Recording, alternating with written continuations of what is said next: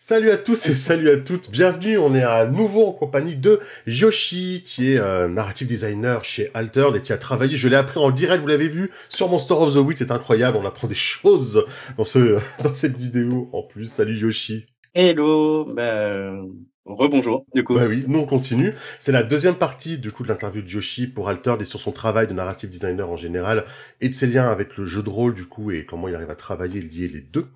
Et dans cette deuxième vidéo, on va parler ensemble de ton travail du coup de narrative designer chez Alter, comment ça marche en termes de mécanique au quotidien. La première question du coup, ah oui, je vous renvoie vers la première vidéo évidemment pour comprendre tout ce qui se passe.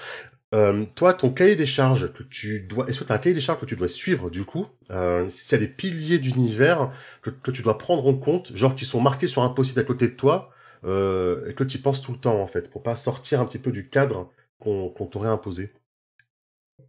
Alors quand je suis arrivé dans le projet, il y avait déjà un cahier des charges qui était extrêmement fourni. Mhm. C'était notamment un univers positif, un univers où l'adversité n'était pas forcément liée à un antagonisme avec d'autres groupes humains, mais plutôt potentiellement un phénomène global que l'humanité devait affronter au jour le jour. Donc il y avait plein de choses comme Mhm. ça, le côté onirique, le côté proche d'un univers Ghibli en termes de sensibilité, c'est-à-dire on peut évoquer des sujets tragiques, mais c'est pas le fond. En fait, c'est toujours en filigrane, notamment, les aspects, enfin, tu vois, dans les films, de Miyazaki, il y a souvent cette référence à la guerre, par exemple, mais Mhm. toujours en toile de fond et le propos est au-delà de ça et le point focal, c'est pas ça. Donc là, c'est ce qu'on voulait, au départ. Donc il y a eu énormément de choses. Il y avait le fait de travailler sur des factions, heu, donc il y avait déjà un canevas qui était extrêmement, Mhm. fourni et détaillé et c'est super parce que quand tu as un cahier des charges comme ça, c'est peut-être plus compliqué parce que tu dois rentrer dans un canevas qui est déjà Mhm. créé et pas en dépasser. Mais plus tu, mets de pression sur l'imagination et sur l'inspiration, plus tu peux trouver le petit truc qui va faire que, c'est exactement ça et tu vois, tu as le déclic, où tu te dis: «Bah, ouais, c'est cette idée-là et il faut y aller» Mhm. et tu le sais, tu le sens au fond de toi et quand tu as ce feeling-là, quand tu as cette, inspiration et tu te dis: «Ouais, ça fait sens», c'est hyper cool parce que quand tu avances, tu sais pourquoi tu le fais, tu connais déjà, voilà ce que tu as envie de raconter et voilà, plus tu te mets de pression au début, plus tu as de facilité par la suite parce que tu as déjà mis ton Mhm. imagination sur des rails. Ok. Et par exemple, le fait que les factions ne s'opposent pas, etc., c'était un canevas que tu avais dès le début, par exemple. On t'a dit dans ton univers, dans l'univers que tu vas nous créer, on ne veut pas qu'elles s'affrontent. Ça a été quelque chose comme ça ou c'est quelque chose qui est né de ton écriture? Non, non, c'était comme ça à la base. Mhm. Il y avait vraiment cette volonté de mettre en avant des valeurs avant tout. Donc c'était pas vraiment un canevas qui disait, «On veut ci en termes de narration, on veut ça». Ça j'étais plutôt libre là-dessus, mais il y avait vraiment un côté insistant sur l'émotion, sur les valeurs, qu'on vous proposait, sur tout ça. Enfin bref, il y Mhm. avait vraiment un cadre qui était défini et derrière, après on rentre dans le cadre et on voit ce qu'on peut faire et on joue des coudes et puis on avance là-dedans. Ouais, il faut aussi Ok. savoir qu'on voulait pas non plus un univers, entièrement positif, c'est-à-dire qu'on souhaitait aborder des Mhm. thématiques et on voulait un contexte qui nous permette d'aborder des choses qui sont, présents dans le quotidien des joueurs. Par exemple, Mhm. je sais pas, on peut parler d'ubérisation de la société, par exemple, ou, Mhm. voilà, il y a plein d'aspects comme ça qu'on peut mettre en avant. Il y a le handicap Et aussi. Vous avez une héroïne qui a perdu ses ouais, jambes et tout, il y a des trucs comme ça qui sont super sympas. ouais, Mhm. ouais, complètement. Du coup, il y a tous ces aspects-là, de considérer, comment on considère la différence. Enfin, Mhm. on les aborde, mais toujours avec, l'optique d'avoir une vision optimiste sur le sujet et clairement pas de jugement et clairement pas comment dire? On veut pas imposer des choses, on veut inviter à la réflexion. Il y a pas de choses qui sont, comment dire? dans le marbre, c'est-à-dire l'univers est comme ça et basta. Non, c'est vraiment une porte ouverte pour dire, bah, on vous invite à considérer cette chose-là et à réfléchir à ce sujet-là. Voilà, c'était un petit peu, le côté, tolérance, bienveillance, OK. voilà, qui était Oh, très l'essence du bien. projet. Mmh. Mmh. Et alors, du coup, entre la mécanique d'une carte, son illustration et le lore qui va autour de la carte, qui c'est qui vient en premier en fait? Comment ça va? Je vais montrer Jeanne d'Arc par exemple pendant qu'on parle. Euh, à quel moment c'est arrivé en mode il nous faut Jeanne d'Arc ou il nous faut un lore à Jeanne d'Arc ou oh il nous faut une carte qui va faire un vote des tokens ou même pour les héros? Comment ça marche en fait pour arriver à créer un personnage puis une carte et une mécanique qui vient en premier? Est-ce que tu fais des allers-retours avec l'illustrateur toi pour que ça colle avec ton lore? Comment ça marche? Alors, là, on a un process qui est plutôt bien défini. Alors je vais parler de 2 versions différentes. La première, c'est, comment on fait les choses actuellement et ensuite, bah, ou peut-être l'inverse. Je vais peut-être parler de comment ça s'est passé Mhm. au départ. Mais au Mhm. départ, quand on arrive dans le projet, on a commencé de zéro en termes de game design, en termes d'art et en termes de lore. Donc moi, j'ai commencé à écrire et à créer toutes les factions, créer l'univers et cetera. Et puis, de l'autre côté, il y avait le GD qui était en train de brainstormer, de tester et puis de faire X milliards de versions de core gameplay Mhm. et l'art a commencé à travailler sur, bah, ça veut dire quoi? Faire partir de cette action-là en termes de vêtements, en termes de mood, Mhm. donc bref, il y avait toutes ces recherches-là en parallèle et c'était vraiment un bouillonnement hyper intense. Mhm. Ça pouvait arriver, à des moments où j'ai dit, «Bah, OK, je mets tout à la poubelle et on recommence à zéro, du Ah côté du ouais. lore». Hem, Ah ouais. OK, en termes de game design, on casse complètement le jeu et on repart à zéro. Donc OK. Donc il y a eu vraiment ouais, c'était laborieux et en même temps, bah, on s'est mis, vraiment cette pression de dire: «Bah, en fait, on veut que le jeu soit, top sur tous les aspects, et on veut qu'il y ait une cohérence totale». Et ça a été, voilà, un travail de tous les instants, mais enfin, vu la qualité du jeu actuel, Mhm. vu, bah, comment dire? La congruence, donc comment dire? Le fait que les choses soient harmonisées, bah, c'est top parce que, sans tous ces tâtonnements, bon, on serait pas arrivé jusque-là. Mhm. Donc oui, ça a été beaucoup de remise en question, beaucoup d'introspection, beaucoup de compromis. Mais on a pris le temps d'arriver à cette étape-là où on était satisfait de tous les pans et heu et Mhm. c'était, quand on est arrivé à ce moment-là, ça a été top, quoi. C'était incroyable comme feeling. T'as Heu, pas vu arriver popper une carte où tu t'es dit, tiens, je l'imaginais pas comme ça, l'art, ou, ah tiens, j'aurais pas mis ça comme capacité, ah, ça peut arriver? totalement. Ah oui, Mm. oui, complètement. Alors comment on fonctionne? Comment on a fonctionné? C'est, bah, souvent je crée un personnage en termes de lore. Mhm. Le core gameplay était encore, bah, c'était un moment où le core gameplay, bah, du coup a changé du tout au tout, donc on pouvait plus attendre en termes de production. Mhm. Donc on a créé les personnages, donc avec la team art, ben, on a créé des persos comme ça Mhm. et on a avancé et puis on a clairement produit énormément de choses, beaucoup plus que ce dont on avait besoin. Donc ça nous a permis d'avoir des leviers et une flexibilité pour dire: «OK, Mhm. quel personnage, marche mieux avec tel effet-là?» Donc on a pu, réajuster par la suite. Hem ouais, du coup, c'est je crée un perso, je donne l'intention à travers un Mhm. brief, Mhm. je Ah prends oui. des références et je brief l'équipe art en disant: «Bah, j'aimerais que ce personnage soit comme ça».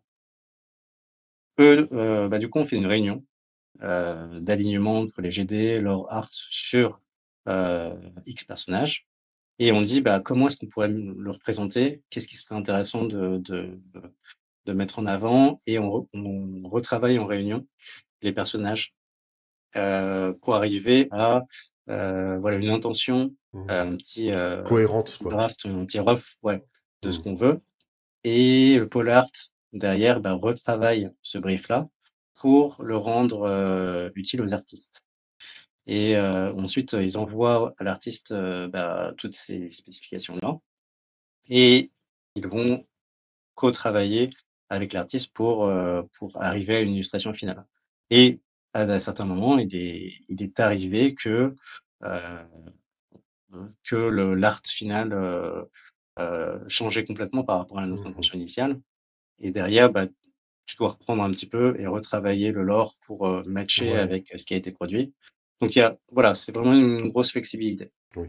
OK, ça marche. Hem, là, ce qui est vachement cool maintenant pour les extensions et là, c'est top parce qu'on a trouvé un Mmh. fonctionnement qui est, ça roule, de feu de Dieu. Mmh. En fait, on a ce qui s'appelle une phase de roadmap où on se pose entre tous les pôles, entre tous les leads des différentes, équipes et on dit: «OK, qu'est-ce qu'on veut pour cette extension-là?» On brainstorm, c'est quelques semaines où on travaille en disant: «On pourrait aborder ci, aborder ça. En termes de mécanisme, ça pourrait correspondre à ça, à Mmh. quoi? Ouais, ça, c'est une piste qui est intéressante». Donc on crée la le côté macro de ce qu'on veut. Après, on passe à une étape de conception un peu plus intense où on fine tune un petit peu ce qu'on veut, jusqu'à arriver à une bible qui définit, bah, tout ce qu'on Mmh. veut pour l'extension. Et après les GD, ils ont déjà les infos du lore, ils ont déjà les infos de l'art, toutes les recommandations possibles et bah, ils conçoivent. OK. Et une fois que la conception est faite, bah, on revient comment dire? Sur ce qui a été produit et on reconstruit quelque chose en disant: «Bah, OK, telle carte, ça peut être adapté à quoi?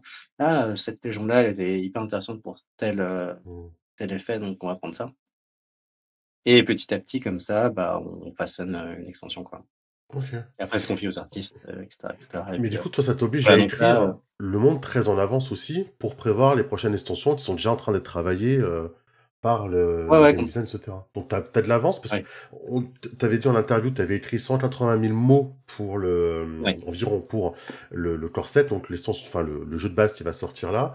Pour une référence, j'avais regardé, c'était un peu plus le Seigneur des Anneaux, je crois, enfin la communauté de l'Anneau, il me semble.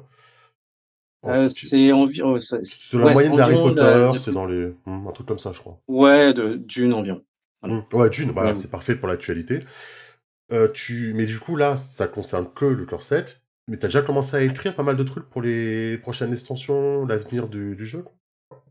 j'ai commencé à écrire des documents, qui sont des documents de travail, Mhm. et au moment où, les GD vont, finaliser leur conception, bah, du coup derrière moi, ça me permettra de pouvoir écrire avec, ce qu'ils ont en tête et Mhm. dire: «OK, c'est bon, cette idée-là, on y va. Cette idée-là, on la laisse, de côté pour l'instant, ta et on avance».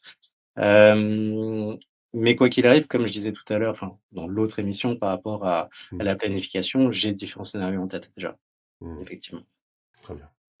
Euh, Donc ouais, oui. c'est beaucoup de préparation, beaucoup de Mhm. choses qui sont, dans un coin de ma tête comme s'il y avait plusieurs tiroirs Mhm. et je vais ouvrir un Et tiroir et on va t'attends qu'on tout vienne les faire. ouvrir aussi, quoi. Te dire lequel tu peux ouvrir. Ça. Ok. Mmh. Et du coup, on te sent vraiment, enfin, t'es au centre de la conception parce que du coup, tu parles avec les illustrateurs, tu parles avec le game design. Même Magic, tu as un gros lore, etc. On peut trouver sur Internet. Il n'y a pas ce côté, je vais scanner une carte, je vais y accéder assez facilement, ou on le met très en avant, ou on met peut-être l'histoire au centre. Enfin, comment tu le sens ça en fait? C'est au centre du jeu, je pense pas qu'on soit le premier à le mettre de cette façon-là, oui, Mhm. probablement, mais en fait tous les projets, ont un lore qui est important, ou qui prend de l'importance au fur et à mesure. Enfin, typiquement, LOL, enfin, tout ce Mhm. qui est, Runeterra, bah, il y a un travail lore qui a été fait qui est colossal par la suite. Heu et non, je pense que le fait de construire comme ça, il y a énormément d'interviews de Magic où ils font les choses extrêmement bien aussi par rapport Mhm. à ce qu'ils veulent raconter, l'ambiance qu'ils veulent faire. Donc il y a un travail qui est incroyable à ce niveau-là aussi. Donc on n'est pas les seuls à le mettre, à à Mhm. le mettre au centre En de avant et mettre au mais centre. pas ouais, mais par contre effectivement, le fait de le mettre autant en avant tout de suite et si accessible aux gens, Mhm. hem, ouais, il y a peu de choses, Il y a un même, tu effort vois? qui est fait là-dessus, Enfin tu veux dire. Mhm. ouais, il y a un effort qui est fait là-dessus. Mhm. Quand tu t'intéresses à Warhammer, Warhammer 40 000, bah, tu as énormément de sites où tu peux aller piocher des infos, Lexicanum et autres. Hem, mais c'est toujours des choses qui sont faites par la suite, par des fans, par la communauté Et trouver effectivement les informations officielles de quelque chose, bah, c'est parfois compliqué. Nous, on voulait un peu bypasser ça et dire: «Bah, OK, enfin, vous y avez accès et Mmh. tout de suite» On centralise. Mmh. et ouais, on centralise un peu. Mmh. Ça marche. Comment tu choisis, du coup, de révéler tel ou tel élément d'un univers? Parce que tu vas créer la politique, tu as créé un sport, créé, tu parles de religion, etc. Comment tu choisis de révéler ces informations petit à petit? Tu t'es fait une roadmap en disant, dans les 3 prochains bios qui vont sortir, il faudrait que je parle de politique parce que je n'en ai pas encore parlé. Comment tu fais? Comment tu révèles ces choses? Bah, du coup, là, tous les textes du corset sont écrits, donc j'ai ma roadmap jusqu'à décembre, Mhm, en gros. Hem Et donc, avec, une cadence, définie, il y aura des nouvelles, mhm, qui sont pas encore sorties, mais mhm. qui vont arriver.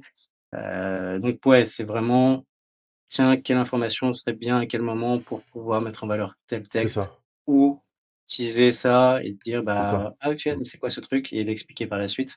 Donc il y a vraiment ce travail de planification, en amont.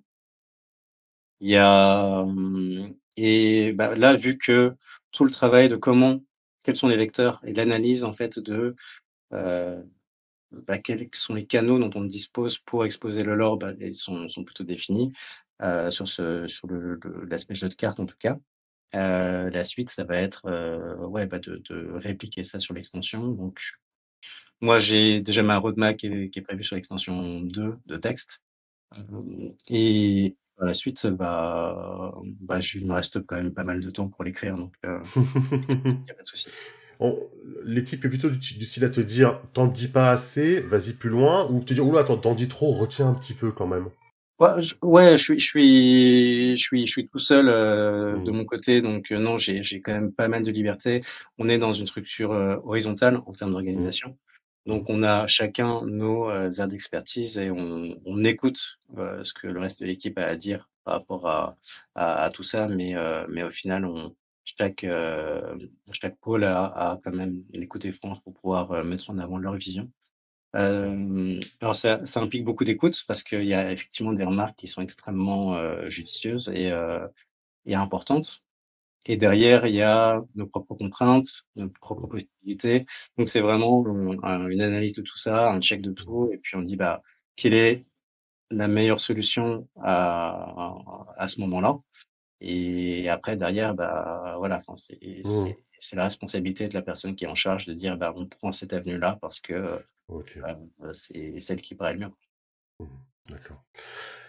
Du coup, avec tout ça, tout ce qu'on a dit, un jeu de rôle dans l'univers d'Altered, comment tu le vois? Qu'est-ce que tu ferais jouer dans cet univers, du coup? Alors c'est là où je parlais des fenêtres ouvertes sur l'univers. Moi j'ai choisi, et on a choisi, collectivement aussi ce qui se passe dans le jeu de cartes, c'est un aspect de l'univers. Mhm, C'est quelque chose de très précis, donc c'est une avant-garde qui est envoyée dans le tumulte et qui va, tenter de stabiliser un petit peu les régions pour pouvoir, par la suite, permettre à d'autres personnes d'y arriver. mhm, Mais derrière, il y a donc là, pour l'instant, c'est 18 héros, donc oui, 18 histoires, 18 prologues de choses qui vont s'amorcer. Mais il y a tout le reste. Il y a tout le reste de l'humanité, de toutes les créatures sentientes qui existent, qui sont derrière et heu bah, qui ont en fait, c'est le jeu de cartes, c'est vraiment quelque chose de micro dans ce qui est en mhm, train de se passer, que ça laisse tout le reste pour, raconter des histoires autres et en termes de narration, bah, ouais, j'aimerais bien avoir des romans, j'aimerais bien avoir, tout ça, donc dès qu'on peut, on basculera là-dessus. mhm, Et en termes de jeu de rôle, bah, il y a toutes les personnes qui sont restées derrière, toutes les personnes qui accompagnent, les efforts de redécouverte, ça s'appelle. mhm, Et donc il y a pléthore de choses à découvrir, et à jouer au final. Est-ce qu'on mhm, joue les personnes qui sont restées en Asgartha et qu'est-ce qui s'y passe? Est-ce qu'on joue, les corps expéditionnaires et donc les personnes qui sont censées, venir à la suite des héros du jeu de cartes? mhm, Il y a plein de choses à faire. mhm. Tu t'interdis pas aussi de jouer plus tôt dans le temps que le 380 la 392, je crois, après la Concorde, si je me trompe pas. qui est Ouais, il le y a point. 392, ouais, 392, donc c'est depuis la fondation d'Asgartha. Et oui, j'ai élaboré une chronologie où il y a énormément de choses qui se passent bah, durant ces 400 ans. Et ouais, ouais, il y a possibilité de prendre d'autres cadres. Alors, pour l'instant, ça ne sera pas dévoilé, c'est des choses qui vont arriver petit à petit. Au fur et à mesure, on va replonger dans l'histoire et voir ce qui s'est passé, avoir des détails sur telle entrée historique. Et si à un moment, il y a effectivement la possibilité de développer ça, heu, comme des sortes de flashbacks, en termes de jeu de rôle, bah, why not? Il y a des moments qui sont très intéressants à jouer, il y a Mmh. l'évolution du système politique, Mmh. il y a énormément de choses qui ont changé, qui peuvent changer la coloration du jeu, en fonction des périodes aussi, ouais. Tu pars pas du principe qu'on va jouer comme à Magic, on jouerait les Planeswalkers, on va pas forcément jouer ces héros qui ont un familier altéré en fait. On pourrait jouer d'autres choses dans cet univers en fait. Oui, on Ok. peut jouer d'autres choses dans l'univers, on peut ne pas jouer des altérateurs parce que les altérateurs, Mmh. c'est des gens qui ont la capacité de matérialiser leur, imaginaire. Donc en Mmh. gros, c'est l'équivalent du système magique de l'univers. Donc on n'est pas obligé de jouer ça, on Mmh. peut jouer, des factions, mais pas des altérateurs. Enfin bref, il y a énormément de choses, possibles Mmh. là-dessus. Donc voilà, c'était, vraiment la volonté de pas s'enclaver dans quelque chose de Mmh. trop restrictif. Comme à Star Wars, on n'est pas obligé de jouer les Jedi en fait. Il y a plein de trucs à côté, Exactement, ouais, Ok. c'est ça. Voilà, genre, le genre. Ok. Et du coup, bah, la question bonus, alors quand vous verrez cette vidéo, ce sera plus le cas, mais nous tournons le 14 février. Alors, petite question bonus Saint-Valentin, est-ce que tu as un couple préféré dans le jeu? Et, alors, peut-être qu'il n'est pas encore révélé. Pour cela, tu nous diras qu'il n'est pas encore révélé. Alors, déjà, est-ce que c'est un couple amoureux ou est-ce que c'est un duo, altérateur et alter ego? Ah, bah, tu sais quoi? Heu, Tu vas faire les deux, voilà.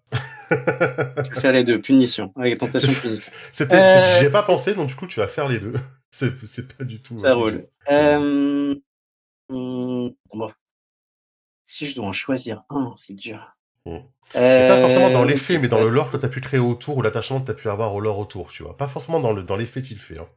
ouais, Le héros, le ouais, couple. non, j'étais parti là-dessus. Moi, j'aime beaucoup, donc c'est une héroïne qui s'appelle Akesha Mhm. et elle a un familier, donc un compagnon qui est un petit poulpe, Mhm. qui s'appelle Taro. Or, il faut pas y voir une influence japonaise, ou en tout cas pas directement liée à des tentacules. Bien métis. Une référence à un manga que j'aimais bien quand j'étais petit, qui, s'appelait Magical Tarugoto, Mhm. où, où le héros adorait les takoyaki. Donc c'est des Mhm. petites, boules de pâte, avec un petit peu beaucoup de poulpe à l'intérieur et je kiffais ça de ouf. Donc c'était une référence à ça, voilà, c'est une petite référence personnelle. Ouais, Hem, d'où la preuve qu'en fait, tu as créé le personnage, tu as créé son familier, c'est pas une commande entre guillemets. Et après, bah, l'équipe artistique et l'équipe design s'est occupée de tout faire, quoi, par rapport à ton idée. Bon, c'est un bon ouais, exemple. complètement. Ouais, ouais, c'est ça. Mhm. Donc voilà, ça, je dirais que c'est mon duo préféré et en termes de couple Mhm. le problème, c'est que pour l'instant, en termes de héros, il y a pas de couple qui est actif à l'heure actuelle. Ça veut Mhm. dire qu'il y Ah, aura des histoires d'amour qui vont avoir lieu entre les héros, même heu, Kojo, enfin oui, mais après Kojo c'est un PNJ dont il est amoureux, mais c'est plus un couple, c'est plus un couple actif, Kojo? ah Ah si, si, c'est un si. couple actif, mais Hmm, hmm. ce que je voulais dire, c'est entre héros. Ah, Mais entre non, non, héros, ok. il y a une histoire de 2 personnages que j'aime beaucoup. Hmm. C'est l'histoire qui n'est pas encore révélée aussi, Ah. c'est donc une Bravos, une capitaine Bravos qui s'appelle, Abelane Hmm. Sundström, qui est, une exploratrice et sa quartier maître, en gros, qui s'appelle, Maya Vastag, qui est une Lyra et Ah. c'est un couple, voilà, d'explorateurs, qui menaient des équipages un petit peu pour, découvrir, ce qu'il y avait en dehors des frontières, d'Asgartha Hmm. et c'est une histoire tragique que j'aime beaucoup et c'est probablement une des premières histoires que j'ai écrites Ah oui. et du coup, j'aime bien ces 2 personnages. Hmm. Eh bien, comme ça, on le verra quand ça arrivera dans les news. Et puis encore une fois, on voit que du coup, voilà, il y a des histoires entre factions. C'est pas chaque faction est dans son domaine et on ne se mélange pas. C'est voilà, il y a même un frère et une sœur parmi les héros qui sont de deux factions différentes, si je me trompe pas. Mhm. Donc voilà, on va jouer ensemble, on n'est pas opposés quoi, pour le coup. C'est ça. Ah, mais c'est Et trop voilà, enfin, je sais pas du tout quand est-ce que je vais révéler cette histoire-là. Je pense que ça cool. sera quand même assez rapide. Mais ouais, en termes de temporalité, j'ai prévu environ 9 ans de tramna. Donc ça veut dire 27 extensions. Donc c'est un fil rouge, enfin, tout n'est pas Ah oui, développé, mais j'ai à peu près mon fil rouge de ce que je veux pour le premier gros arc si le jeu est un succès. ah oui, oui, Et puis oui. si jamais, on peut passer ça en jeu de rôle Hmm. et puis voilà. Enfin, Il y il y aura aura pas toujours un mal de moyen choses. de faire vivre ça quoi, de toute manière. Ouais, clairement. Ok, ça marche. Je vais te laisser le mot de la fin. Si jamais t'as des choses sur lesquelles tu penses qu'on n'a pas appuyé, que t'aimerais mettre en avant, ou t'as des remerciements ou des choses à faire, surtout n'hésite pas. Tu peux le faire maintenant, avant la fin. Hem, Ça roule. Donc ouais, en termes de projet, bah, Mm. c'est un projet de dingue, Mm. dans le sens où, bah, Très i ambitieux, hein, c'est vraiment. c'est c'est hyper ambitieux et en même temps, c'est fait dans des valeurs qui sont, humaines et incroyables. Régis donc, est vraiment dans cette bienveillance. Il l'a toujours été, bah, depuis le début, même quand il était chez Libellule et tout ça, il y avait vraiment quelque chose de Mm. très positif, et de très, respectueux à cette démarche. Mm. Donc oui, il y a cet aspect ambition et le fait de bousculer un peu les codes, bien entendu, mais c'est fait avec une vraie humanité. C'est un projet qui est vraiment centré sur toutes ces valeurs-là et que ce soit, bah, dans le jeu ou en interne en tant que boîte. Donc c'est vraiment un projet qui est cool, on est super Mm. bien. Enfin, il y a la pression parce qu'on doit livrer quelque chose qui est extrêmement forte et du coup, il y a du stress et cetera. Mais il y a vraiment du sens à ce qu'on fait et vu que de mon côté, c'est vraiment une envie de partager ça avec la communauté et je le fais pour les gens, en fait Mm. et ce sens-là, je le trouve dans le fait de voilà, c'est pas un truc qu'on construit de manière égoïste, c'est vraiment quelque chose qui a vocation à être partagé et voilà, enfin, c'est vraiment cette dynamique-là qui est top dans le projet, donc c'est vraiment cool. Hem Et puis en termes de remerciements, bah, Rose, ma copine que j'adore et qui me soutient dans chaque instant et qui m'amuse. Maël, mon fils aussi qui est à fond dans l'Alterd, lui il est, il à chaque fois, bah, du coup il écoute, les histoires, sur Spotify Mm. et il les écoute en boucle comme si c'était son histoire du soir aussi donc c'est Mm. hyper cool de pouvoir partager ça bah, du coup merci à Maury parce que, ça c'est ouf que ça puisse, Ouais. bah, déborder Que ton autant, travail, voilà, soit reconnu comme ça, c'est ça. quoi. Soit Ouais et bonifié. puis, mon fils adore donc tu un C'est validé, quoi. On ouais. retrouvera Hem, des personnes comme ça de ta famille importante en carte, d'une manière ou d'une autre? Tu penses t'arriveras à t'inspirer d'eux il y ou a tu essaies de mettre une il y a des distance? cl il y a des clins d'œil. Il y a des clins d'œil, voilà, Mm. enfin, c'est petit à petit, ouais, il y aura des petits clins d'œil à certaines personnes, bah, ce sera très discret, hein, Oui, c'est ça, il il faut pas y a non plus, pas ça devient un truc forcément mais perso, tu rentres dans le jeu, on est d'accord, mais ça reste discret. Ça marche. ouais, c'est ça Je te et remercie pour ton puis temps. Oui, pardon. Vas-y. ouais, non, non, c'était juste pour dire, bah, aussi, bah, merci à toute l'équipe, et à toi aussi pour cette interview. C'est Oh, vraiment avec top de plaisir. pouvoir échanger sur tous ces aspects-là et voilà, enfin, partager l'amour du jeu de rôle, voilà, c'est le C'est vrai. côté, jouer, faites du jeu de rôle. Je suis toujours rôliste dans l'âme et je Mm. pense que ça ne s'arrêtera jamais donc big up. C'est bien. Merci de porter ce combat dans d'autres sphères et auprès de personnes importantes et en vue. C'est bien. La graine est plantée, tu es notre agent infiltré, c'est parfait, quoi. On compte sur toi. Honoré de d'avoir ce rôle-là. Je te remercie en tout cas de ta confiance et d'avoir passé autant de temps avec nous. C'était pas prévu qu'on fasse qu'on fasse de vidéos, mais bon, écoute, hein, merci beaucoup de ton temps en tout cas. Et puis, bah, bon courage pour la suite du Kickstarter. On est en plein dedans là, au moment où on tourne la vidéo. Et je mettrai le lien du Discord d'Alter dans la description évidemment si on veut papoter avec toi parce que Yes. tu réponds du coup dans la partie française j'ai vu Et puis, le Kickstarter et tes réseaux seront en description, et également avec la chaîne d'Amaury, comme tu l'appelles. C'est ça. Ça roule. Merci Yoshi, à bientôt. Merci beaucoup. À plus. Bye bye.